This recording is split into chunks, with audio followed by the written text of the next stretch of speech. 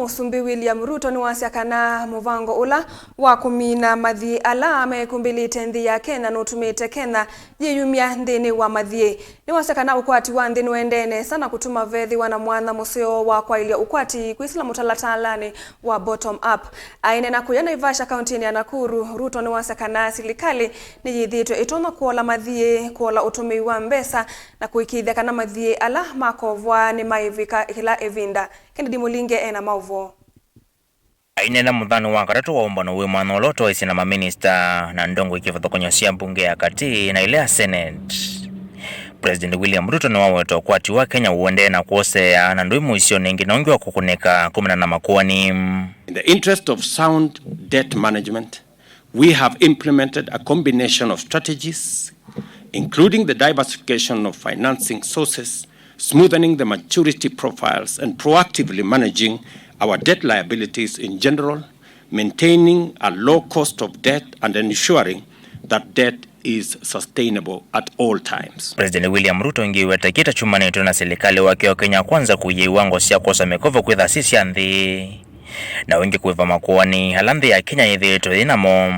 We have pursued a turnaround strategy focused on increasing our tax revenue and reducing both spending and the rate of debt accumulation.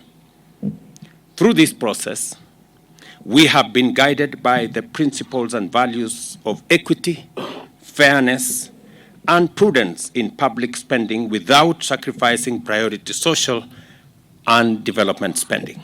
Additional indicators of rising confidence include the performance of the recent issue of the Eurobond, the infrastructure bond, and increased liquidity in the market.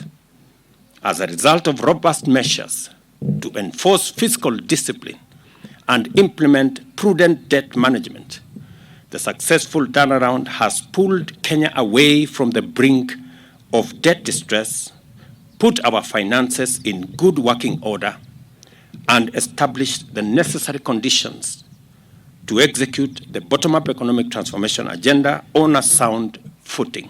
Ruto ikonanya kuendea na kumpata kwa silingi wa Kenya dhowani wa dola ya USA tawona nyomusio wa Kwaila kukwati wa nthi ya Kenya. I am delighted to announce that our sacrifices and determined efforts have not been in vain. As a consequence of our commitment to sound debt management strategy, fiscal and general economic management policies, and the tightening of our monetary policy by the Central Bank of Kenya, investor confidence has been significantly enhanced, resulting in the appreciation of the Kenya shilling against the US dollar from an average of 162 shillings to an average of 142 shillings at the moment.